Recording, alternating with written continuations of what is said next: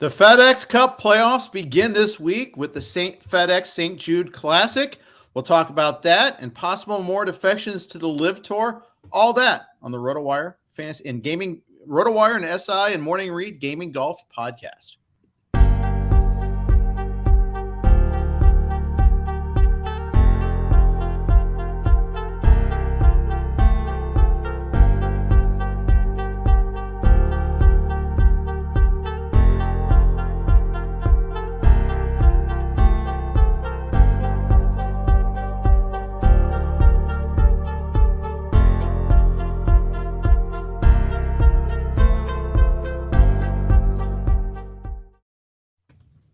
Hey everybody, welcome to Gaming Golf, the FedEx Cup Playoffs edition. Playoffs. All right, there we go. I got that edition, that token one in there right away. Get it out of the system. All right, guys. Big news. First of all, Tom Kim continues his reign of terror. He is the most awesome golfer and human being ever. Quads the first hole and wins by 5. I mean, you can't draw that up. I mean, that's crazy. I'll admit that I sent Jeff Erickson a text at like 8 o'clock on Thursday morning, be like, oh, so much for our Tom Kim bets. That looks like that's fully gone. And I've never seen a guy make a quad on the first hole and win. That's pretty amazing.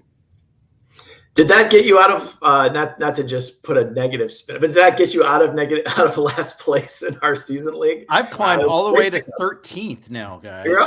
Fear me. You don't finish last. There's I don't want to be relegated. That it was a powerful motivation, and I convinced Tom to stick around for the FedEx Cup playoffs too. So, well, I'm very happy about him. It's amazing the move you can make in one and done too. I was 40th in our league, and now I'm 10th based on the last 3 weeks. I picked 2 winners. It's amazing what a couple winners did. I don't think I can make much of a move more up there, but I tell you what, that game's fun because you make a couple winners late, you can really make a move.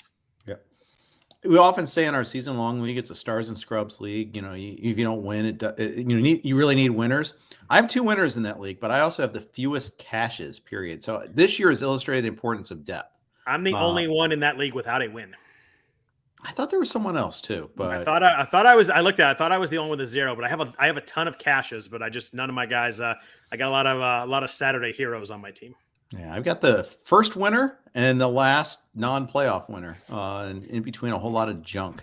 But I have 9 top 5s though. It's weird. I have a lot of good early high finishes. I just don't have anything to support it there. So the other big thing is there's rumors now coming out that Jeff's guy Mark Leishman and Cam Smith are going to join the Live Tour as soon as the FedEx Cup playoffs are over. And I'd heard the rumors on Cam Smith before. I have to say I'm crestfallen that if it's true, because he's a major winner. And money should not have been an issue for him. Scott, you go ahead. You pose the question. Why don't you go ahead and pose the question to Jeff, which you posed off air before we started? Yeah, so we were just chatting off air, and I asked Jeff Ritter, your thoughts on, do you think it's an issue that do you have a problem with them waiting till after the FedEx Cup to leave? Are you the mindset like if you're going to leave, you got to go now? I know there's some talk on Twitter kind of both ways about that. Do you think they have some sort of obligation if they're going to go now, or are you okay with them kind of trying to cash in first before they cash in again? Yeah, that's such a tricky one. It is. Part of me thinks, well, they earned their spot all year long on the PGA Tour, and this is the end of their time on the PGA Tour, so go for it. But then also the mindset, if they've signed, which it sounds like from the reports, I don't think SI has been able to independently confirm this, but we're kind of reporting the reports from Golf Week, and I believe it was a friend. It was Cameron Piercy. It was Cam Piercy finished top 10 last week, and then it's like, Mark and Cam are out of here. This is not what you would call confirmed. I mean, it's I would put it in it's a report. But if you actually put pen to paper to join this league, I sort of feel like you should probably just step aside at that point. And it's going to become a distraction anyway. I mean, Cam Smith is scheduled for a press conference this afternoon in Memphis. So I don't know if that's still on or if he's going to get, a giant hook just comes out and yanks him off the chair when it's, but I think if you sign, I think the right thing to do is go. But if it's just a rumor, if you intend to sign or, if it's not done, then play. You earned your spot. So, but come out. I mean, Smith has an opportunity. If it's not official, he's got an opportunity in front of the microphone, in front of the press this afternoon to say so. So, yeah. A lot of interesting live things happening right now in golf. Obviously, the court decision The injunction that was filed by the 3 players, Gooch, Swafford, and Jones, that's going to come down today too, if they're allowed into this field or if they're just going to be kind of hanging outside the gates and go play their own game for a couple $1 million. I guess. I don't know, but that's also on the cusp of happening. So huge afternoon still to come with the tour and Live Golf. Did you guys see the Joel Damon tweet yesterday? I did not. So he had a box of pizza and it kind of didn't look very good. He's like, "Oh, I tried out a new pizza place this week. Wasn't very good. Should I sue the old place for this?" And I was laughing. It was pretty good. Yeah. I just kind of feel like you saw the drama of people trying to get in last week to the playoffs and try to keep their tour card. You saw the guy who missed the birdie putt on 18. He was crestfallen afterward. Justin Lauer. Yes. Yeah. And CBS showed a bunch of his shots during the tournament too. They're right on it. I mean, I'm not in credit to CBS. I thought they did a good job of covering that chase. I didn't think the Friday cut line coverage was nearly as good on Golf Channel. So I was happy to see that. But, it's just like that has to have meaning. And it seems like it would be really cheesy. And I feel like it's really cheesy for these guys to, just call, not not just the guys that are suing to get back in, but also if Cam Smith and Leishman are leaving, I think it's really cheesy for them to go through that there because it's something you earn. It's, it's a big opportunity. You've got your money bag over here. Just go take it. I don't know. I hope it's really not true. But I feel like Cameron Piercy is a better source than, say, Golf Nuts 2021 on Twitter. I mean, and some of the stuff we've seen earlier there, where it's some unnamed source on Twitter. This is like, you'd think. I don't know why Piercy's telling it unless he's ticked off that they're doing it, but. It's interesting to hear him, like they told him in confidence and he went and told everyone too, which is also another interesting angle about this whole thing. And the wild thing is, like, with Leishman, it's kind of who cares, but Cam Smith's second in the FedEx Cup playoffs right now. So, like, he's a lock for the Tour Championship, unless he'd have to really get past, but it's not going to happen. Like, he's a lock for that top 30, and that's $15 million. So it's, I don't know. It's a wild, it's a really tough one. He's second. It's crazy. It puts the Open in a different light, too, because there was a moment there where it was like, it looked like it might break where it's DJ versus Rory. You kind of had Liv versus, their leading advocate for the tour. And then Cam Smith takes it. But then he got asked that question point blank in the press conference afterwards. I don't know if you guys were watching that, but it's the winner's press conference. Yep. And someone asked him, "Hey, what's this about Liv? Are you in or are you out?" Basically. And Smith kind of came back to the report almost like, how could you ask a question like that right now? But the classic denial. And I mean, those winners press conferences, the room is packed. Every camera in the place is crammed in there. There's a lot of people around. I mean, it's if a reporter comes out with that question, he's got info that he thinks he's right. You know what I mean? So right. And Smith, it was the classic denial. So, I mean, right then I sort of felt like, wow, he's gone. And I didn't see it coming. I didn't think about it all week, all through that Sunday showdown with Rory. I didn't think we were looking at the next Liv defector, in that moment until afterwards. So, but it certainly looks like if the reports are right, and in this case, every time there's been smoke, there's been fire. It's not to say that it may be different this time, but except for Colin Morikawa, there was not. It was just cereal. Yeah, and milk. That's true. He put water on that fire pretty fast, at least. Yeah. Well, but Cam Smith could have done that in the last month, and he has not. So I wonder how much Cam Smith's bag went up with the British Open win. I would think if he hadn't signed before the Open, he probably made himself quite a bit of money there. Had to be, yeah, indeed. All right, let's look at the golfers that are playing this week at the St. Jude Classic. Great course, great, long-standing tournament. Want to see it do well. I don't want to see it overshadowed by Liv, even though we're part of the problem. We're overshadowing it right now by all this talk. But the playoffs are starting, and this is obviously it's going to be a great field in the next 3 weeks. A lot to look forward to. Let's jump right into it. We've got 7 golfers that have $10,000 or more salaries attached to them in DK, starting with Rory at $11,000, Scotty Scheffler at $10,800, Xander Schauffele at $10,600, Cam Smith at $10,500, Patrick Cantlay at $10,300, Justin Thomas at $10,200, and Jon Rahm at $10,000. When we started this season, would you have guessed Jon Rahm would be the 7th highest priced golfer? I wouldn't. what do we think here, guys? Let's start with Jeff. I mean, I think Rory's deserves to be the favorite. I mean, he doesn't have a win at this event, but shorter golf course where a bigger hitter tends to do well. Dustin Johnson's won it twice, not in the field this week. Daniel Berger's won it twice. He's out with an injury, if I'm not mistaken. I was surprised. Yes. Yeah. So Brooks Koepka's won here before. So like a guy can hit a long and straight tends to do well, even though it's not that long of a golf course. I like Rory as the favorite a lot. I think off the tier for DFS games, I mean, I think Cam Smith has to be a fade now, given everything that's going on. I don't know. I'd probably just look elsewhere. There's so many. This tier is basically your cream of the crop for the entire season, and so Rory deserves to me to be the favorite. But I kind of like Cantlay off this tier, and I've steered away from him a lot throughout the years. But his price has come down, near the end. He hasn't won anywhere this season, I don't believe, at least not a stroke play event. But he's got 6 straight top 15s.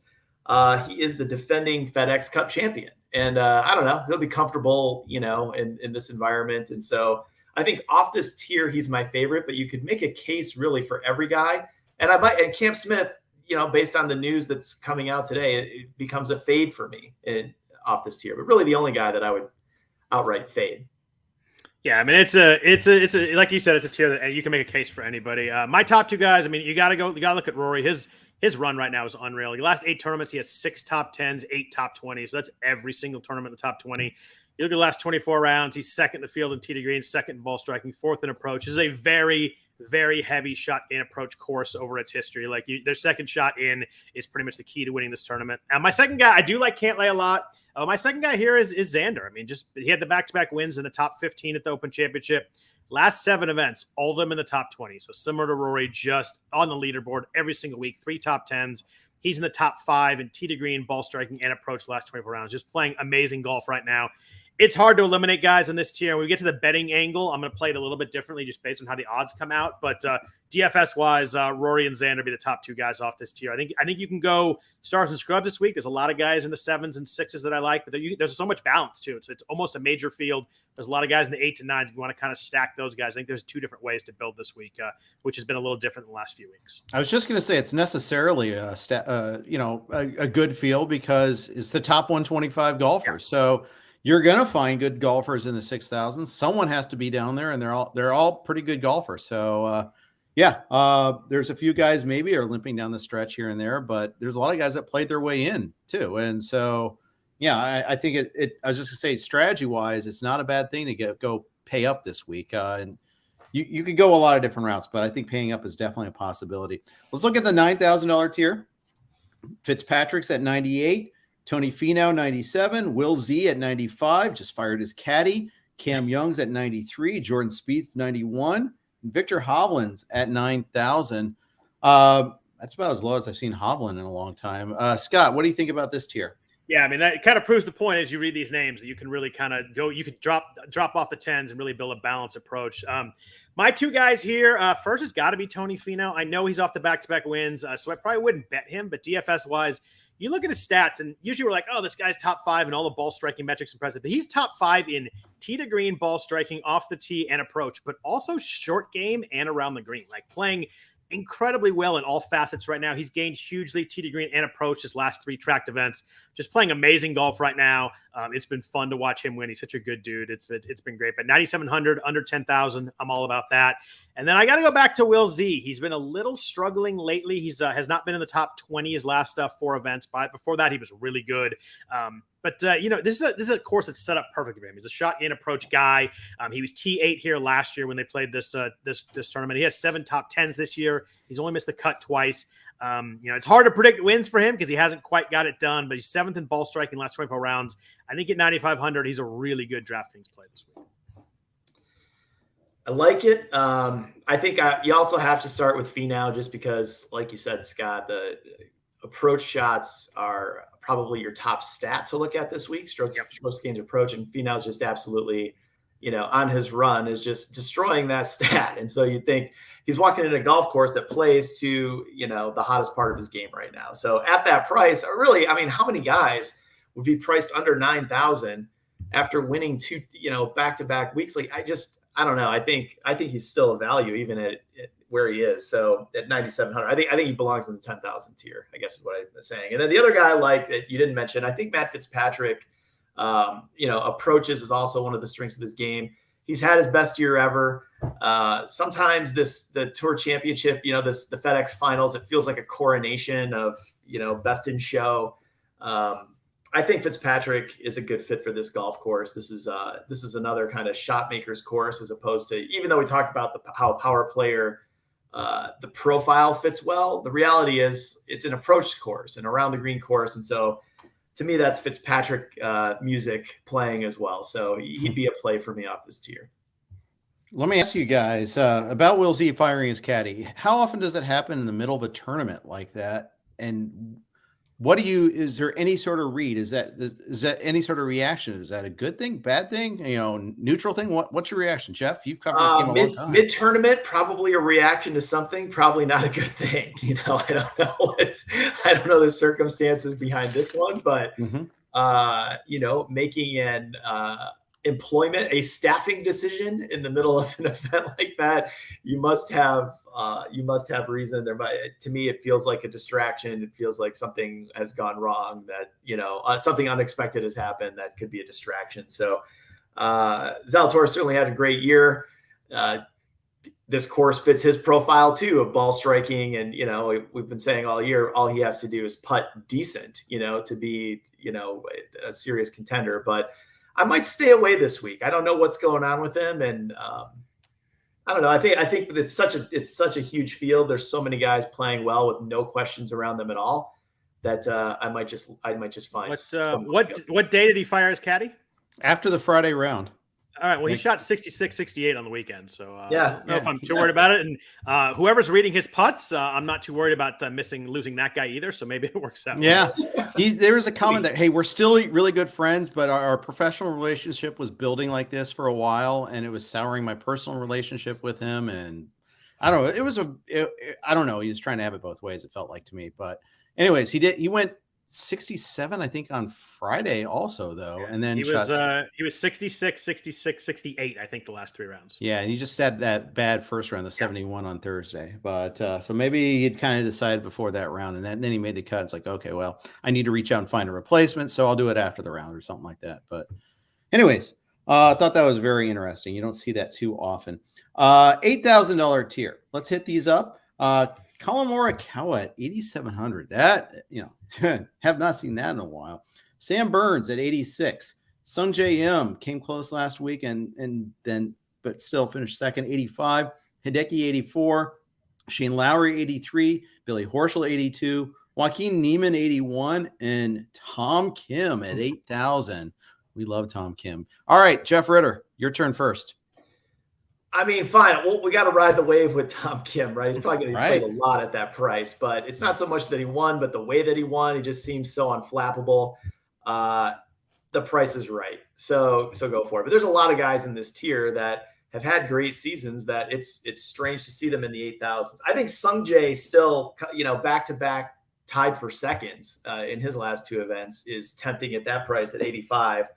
And I'm intrigued to see what Scott will say about Morikawa, who's I know is usually like an auto bet for him when he reaches a certain level, but he really hasn't had a great year. But that price it feels strange to see him priced so low. So I will leave that to Scott, but I would go Tom Kim and Sung Jae with Morikawa as my big question mark. So I love Tom Kim. I am not playing him this week. He gained 12 and a half shots putting last week, which is an absurd number. The next highest on the course was 9.3. I just think that he rode the wave last week. He got a win. I love the guy, but I'm not going back to back on him after that. He's had a really good run. I like other guys in this range a little more. First is Shane Lowry, a guy that we've played a lot this year. He's down to 8,300. Did not play well at Wyndham, but you look a little deeper, and he actually gained 4.3 on approach. He lost 7.5 shots on the green, which he usually doesn't do. So one of those weeks where he just didn't make anything. And I usually like really good players coming back. Like, guys that aren't known for being terrible putters coming back off a terrible putting week. So give me him at 8,300. And then I feel like this week is a little bit of a challenge week, both betting and in DK. Like they're challenging me to not play Colin Morikawa, so I'm going to do it. 8,700 is the lowest he's been since the 2020 PGA Championship. And last I checked, he won that event. So give me this all day. I know the last 4 have been tough. 3 missed cuts, but he was 5th at the U.S. Open. This is a really, really good course for him. He is a shot gain approach guy normally. I'm hoping he's figured stuff out. I think it's one of those things that I'm just going to play who I think is still a really great player at 8,700. It might bite me, but I'm going to give him 8,700, the lowest he's been in 2 years. I'm going to go ahead and play it and think this course sets up really well for him. All right, very good.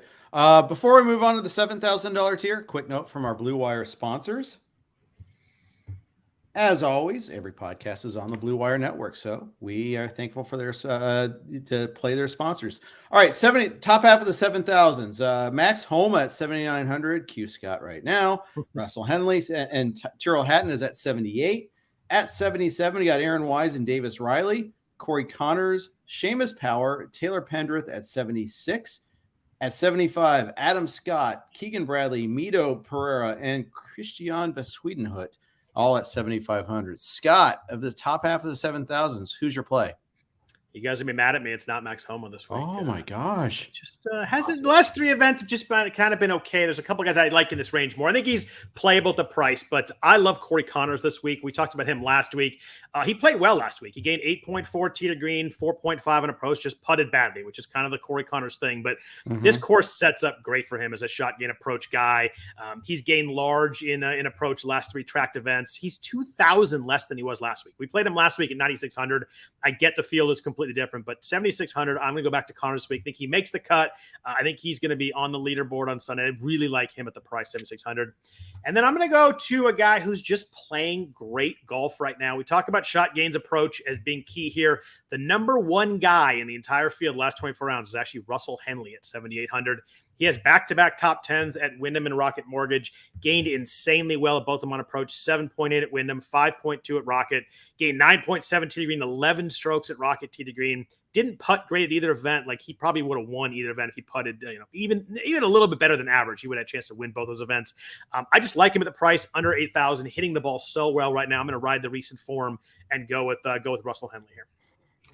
66 on Sunday at the Wyndham too. I like that. I like the little catch the tailwind on your way out of town. So I had Henley flagged as my top choice off the top of the 7,000s for all. That's a double or asterisk then. All right. I like it. Double. I also I would be on Tyrrell Hatton here also at the price. He hasn't had the best year, but coming around is top 10 at the Wyndham, 11th at the Open, and a little 64 at the Wyndham on Sunday. It blows out of town into the next one. So, are you guys riding the Taylor Pendrith hot streak? Taylor Pendrith is yet another one on my list from the upper 7,000s. Scott, 4 straight top 15 since returning from injury, 13th last week. So I think that's a good price. But I think Henley is my favorite pick off this range. But the other 2 guys would be Hatton and Pendrith. So I think Henley's it's just where data and recent form converge like that. You just can't ignore it. And the price. My hesitation on Pendrith is almost all of his events that he's done so well in have been pretty weak fields, 2 alternate field events, Rocket Mortgage. And then last week, of course, was a real was a little bit more of a step up in class in terms of the field. But, and not to take anything away from him, he's played well, but I kind of think it's a little different this week is my gut feel. So I probably won't be playing him. I take Corey Connors every time at the same price this week. Yeah, that's kind of how I view it there too. Canadian showdown there. See if you can try to work that into some sort of head to head on one of the various services if you can do that.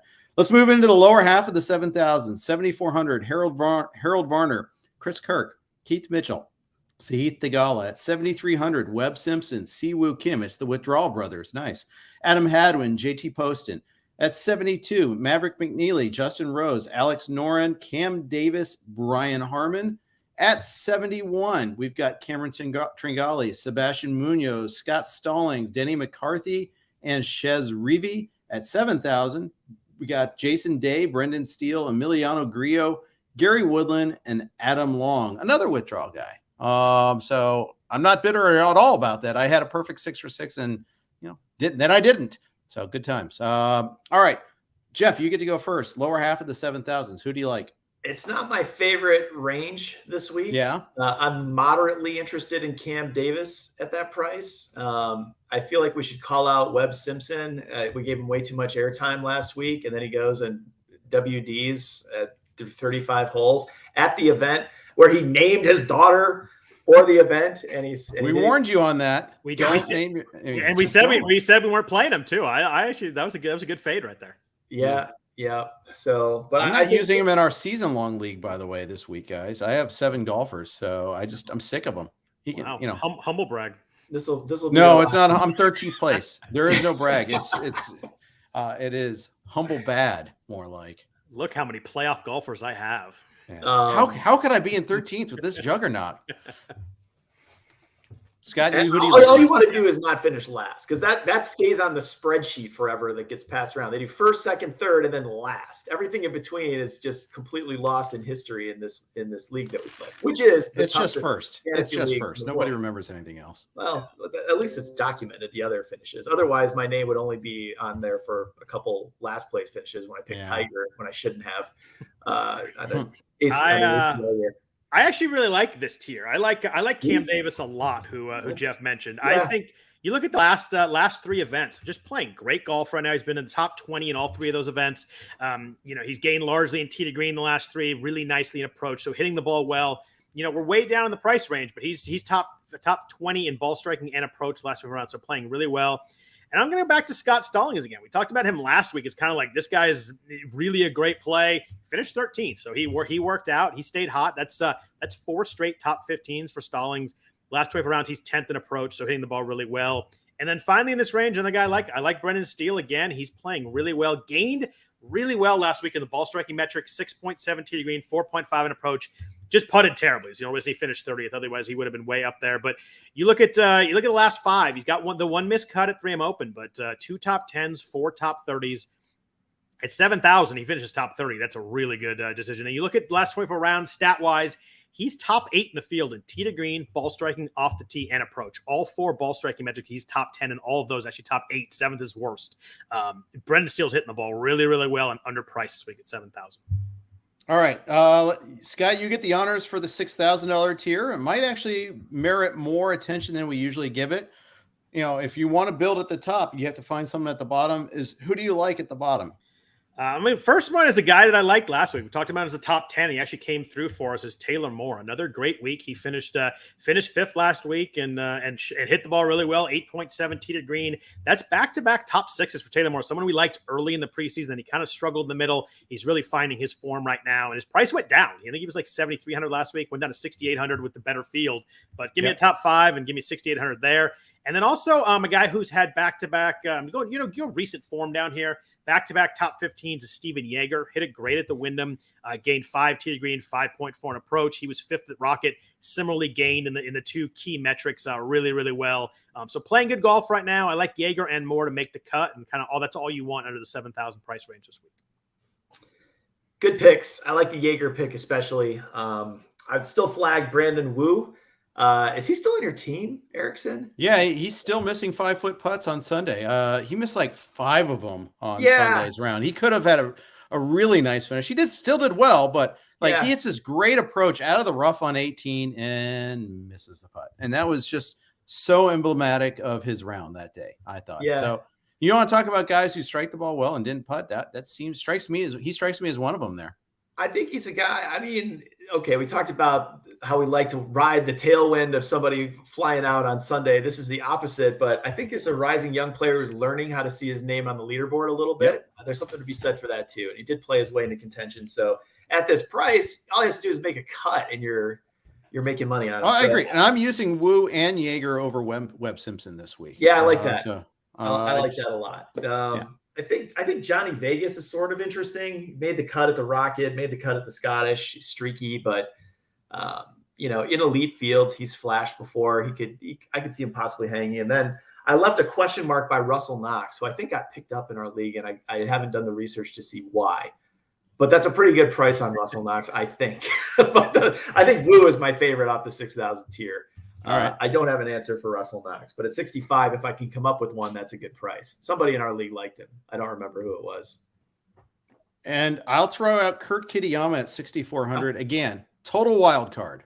You know, he's had good finishes and misses the cuts. You know, he's all over the place, but I don't know. I feel like he's like, oh, I'll see his name on Thursday or Friday on the leaderboard, and I won't be surprised. He's like one of those like first round bet type of guys. He hit it well at Rocket too. He gained 6 shots tee to green, so he's hitting it well. Just didn't putt great, but finished 20th, and I like that pick too. Yeah. So that's one if you really need to go cheap, he's a possibility there. Let's shuffle on over to the SI Sportsbook. Take a look at some of the betting odds here for this tournament. Jeff, as always, this is your home field. We'll start with you. Well, it's hard to go. I don't really see a Cinderella winning this week. It's just such a loaded field. There's so many guys playing well. Per usual, I kind of chop off the top part of the board, and I like to just start at 20 to 1 odds or greater. I mean, I think Finau 22 to 1. He's won twice. I don't know. Maybe it could happen again if he keeps playing like the way he has. So 22 to 1, I'm interested. I'm interested in Fitzpatrick at 20 to 1. Tom Kim is still hanging out at 35 to 1. I know it, he's riding the wave also of almost the stats say it's almost impossible, but at 35 to 1, I'm interested. And then Scott, you've talked me back into Colin Morikawa, who's I remember is always an auto bet for you when he's over 25 to 1. Now he's 33 to 1. So it's fun to root for Colin Morikawa, so I could get in on that. And then Russell Henley 55 to 1. But that's it. I don't see. You could play around maybe with betting on the top 5s or top 10s, but I don't think this is really a week for Cinderella. I think it feels too deep, too many guys playing well. So I think you got to stay in those guys that are hot. Yeah, I agree. I'm going to have 3 guys, nobody under 20 to 1, but 3 guys under 35 to 1. This is a challenge week for me.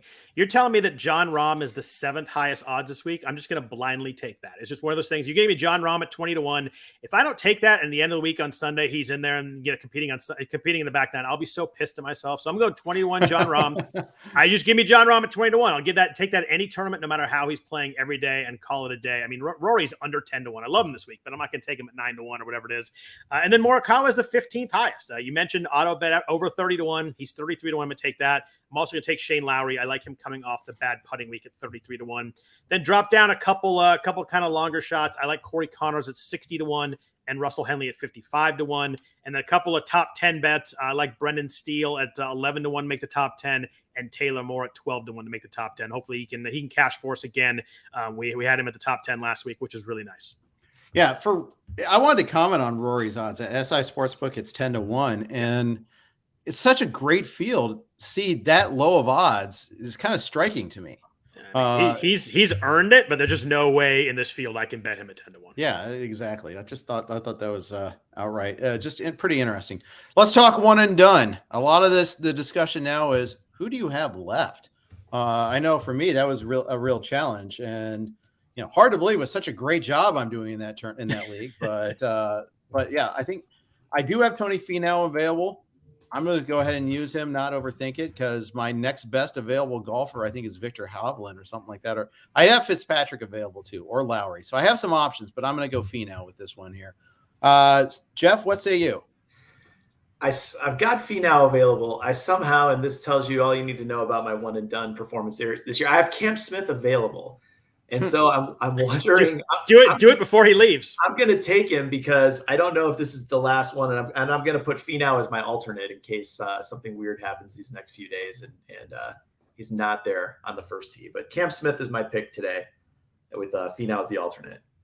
So not only is who you have left, but you have to think a little bit in this. You want to make sure that you have a guy or two that make the finals. So you got to make sure you want to have a couple guys at the top. I've used almost everybody that's elite, kind of by strategy, and I usually do that. But I'm saving Sung Jae because he's 10th or something right now, so pretty likely to make it. And I'm saving. I have Neiman and Horschel there, but I'm going to save those guys because I want 3 guys that might make the last 2 weeks. So I'm going to drop down.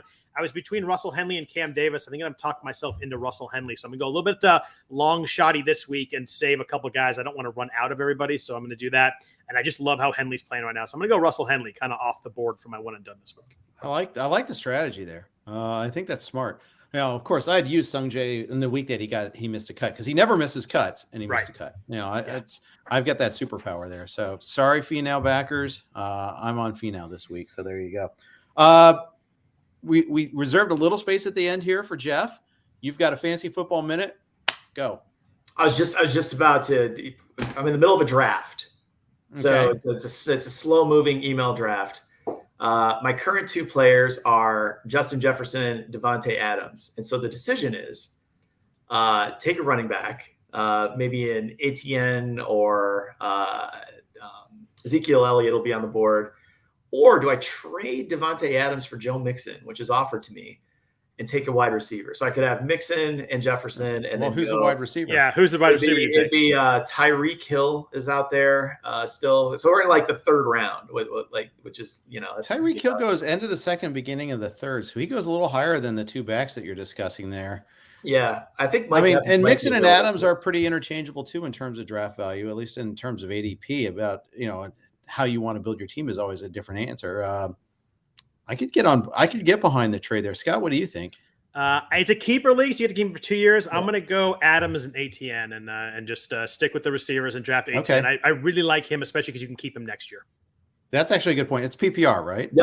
Half point. And young running backs are gold. Mm-hmm. If you can get one, and it's those are high commodity. Yeah, I'm a touch worried about Tyreek and how much volume he gets. So I think I go Adams and ATN.